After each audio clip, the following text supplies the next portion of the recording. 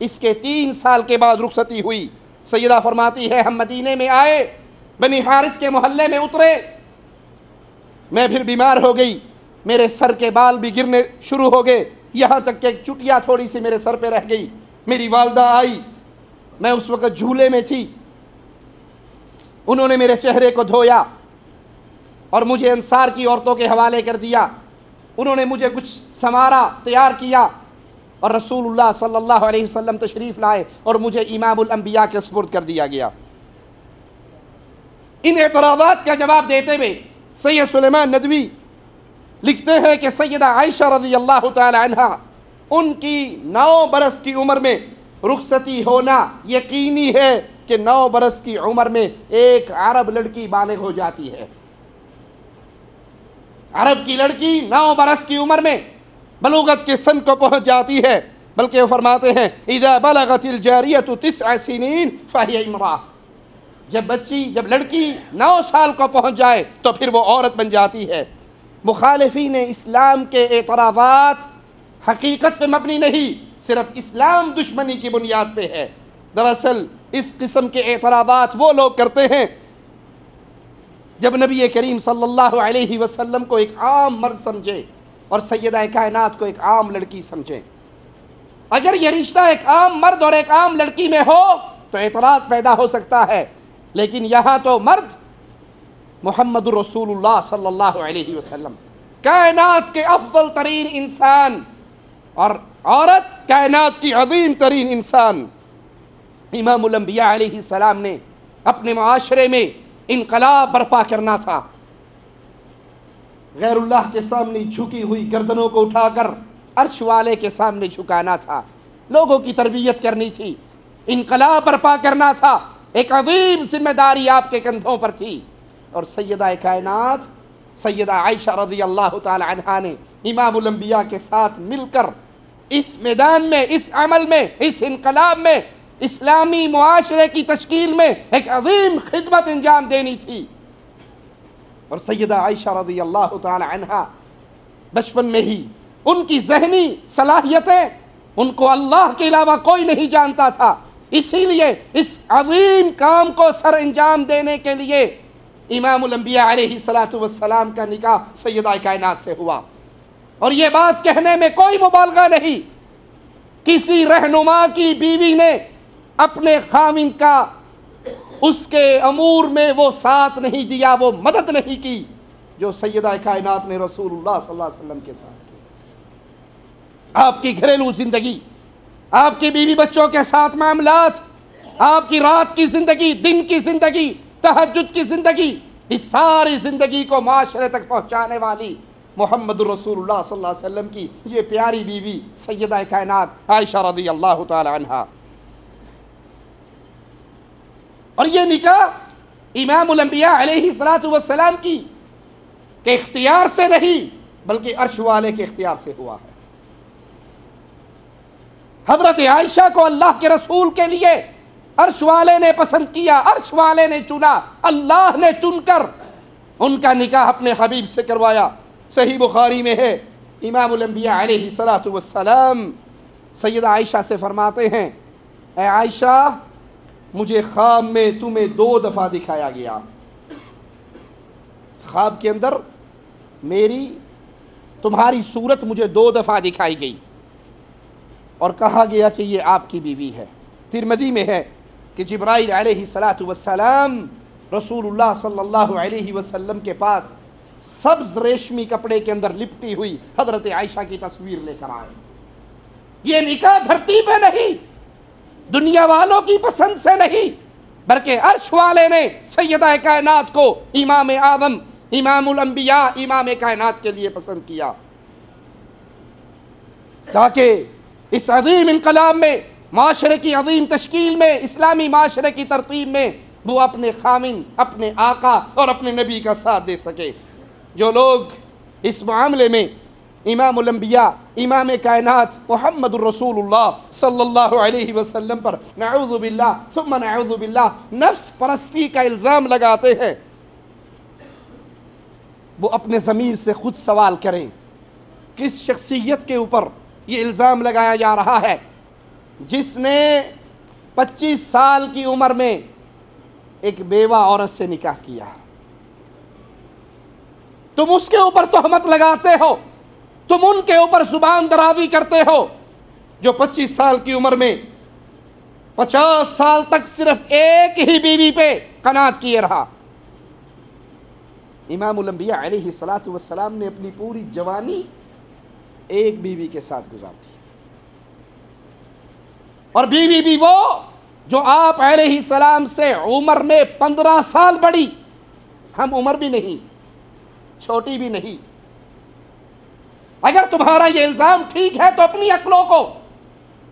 عقلوں پر پڑے ہوئے تعصب کے اندھے پردوں کو اٹھا کر دیکھو۔ جس ہستی نے، جس پاکیزہ ذات نے اپنے سے 15 سال بڑی عورت سے نکاح کر کے 25 سال ان کے ساتھ گزارے، اگر وہ نفس پرستی کی خاطر شادیاں کرتے تو معاشرے میں جو مقام محمد رسول اللہ صلی اللہ علیہ وسلم کو نصیب تھا وہ کسی اور کو تھا؟ اگر آپ خوبصورت کماری لڑکیوں سے شادیاں کرنا چاہتے تو آپ کے لیے کوئی رکاوٹ تھی؟ کفار نے تو پہلے آ کر کہا تھا کہ اگر آپ کائنات میں، عرب میں جس عورت کی طرف اشارہ کر دو، بس یہ توحید کی دعوت چھوڑ دو، ہم آپ کا اس سے نکاح کرا دیں گے۔ اور مسلمانوں میں بھی اگر آپ چاہتے خوبصورت کماری لڑکیوں سے شادیاں کرنا تو آپ کے لیے کیا رکاوٹ تھی؟ ارے میرے نبی کے صحابہ میرے نبی سے تو وہ پیار کرتے تھے کہ آپ کا لعاب دہن زمین پہ نہ گرنے دیتے تھے، وضو کے پانی کے قطرے زمین پہ نہ گرتے تھے، صحابہ اپنے ہاتھوں پہ لے لیا کرتے تھے، اور اگر کسی صحابی کے ہاتھ پہ پانی کا قطرہ نہ آتا وہ اپنے بھائی کے گیلے ہاتھ پر ہی ہاتھ مل لیا کرتا تھا۔ میرے نبی سے محبت۔ آپ نے ایک صحابی سے کہا تھا میں تیرا نکاح نہ کروا دوں، اس نے کہا تھا اللہ کے نبی غریب آدمی ہوں، مجھے کون دے گا؟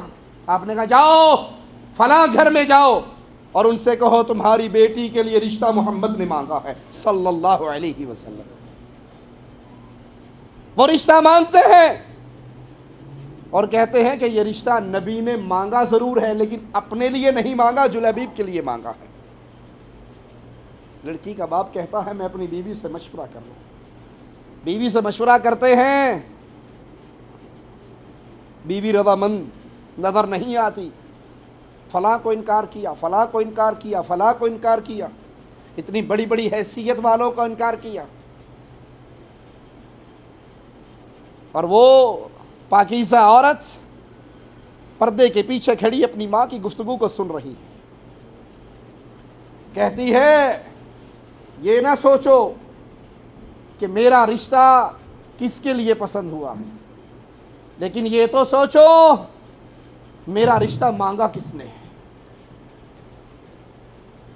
جو آیا ہے اس کو نہ دیکھو، جو رشتہ مانگنے آیا ہے اس کو نہ دیکھو، یہ تو دیکھو میری عزت، میری شان، میرا مقام کتنا بڑا ہے کہ میرے لیے دلہا محمد الرسول اللہ نے پسند کیا صلی اللہ علیہ وسلم۔ اگر کسی غریب آدمی کے لیے، کسی غلام کے لیے بھی نبی رشتہ پسند کر دیتے ان کا سر فخر سے بلند ہو جاتا۔ یہ الزام لگانے والوں، نبی کی طرف توہین کے جملے منسوب کرنے والوں، اگر مقصود جیسے تم کہتے ہو یہ ہوتا تو نبی جس سے بھی رشتہ مانگتے وہ اپنے لیے باعث فخر سمجھتا، لیکن امام الانبیاء علیہ الصلوۃ والسلام نے صرف ایک کماری لڑکی سے شادی کی، ایک کماری بیوی آپ کی، اور باقی ساری کسی طلاق یافتہ سے کی، کسی بیوہ سے کی۔ ان کا مقصد اسلام کی دعوت کو پھیلانا تھا، ان کا مقصد معاشرے کے اندر اسلامی انقلاب کے آثار کو گھروں تک پہنچانا تھا۔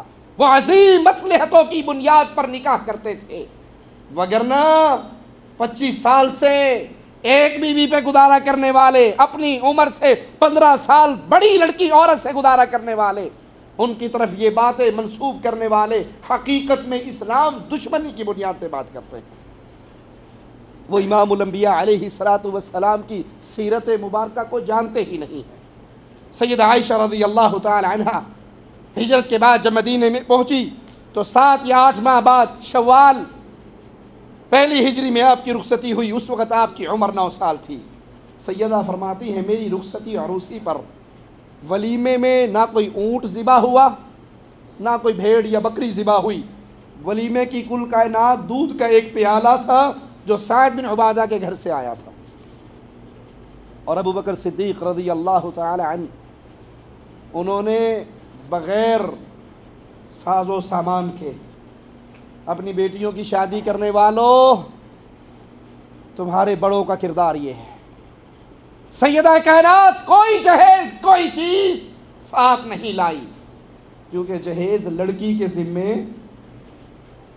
جہیز تو جس نے شادی کی ہے گھر کے ساز و سامان تو اس کے ذمے ہے.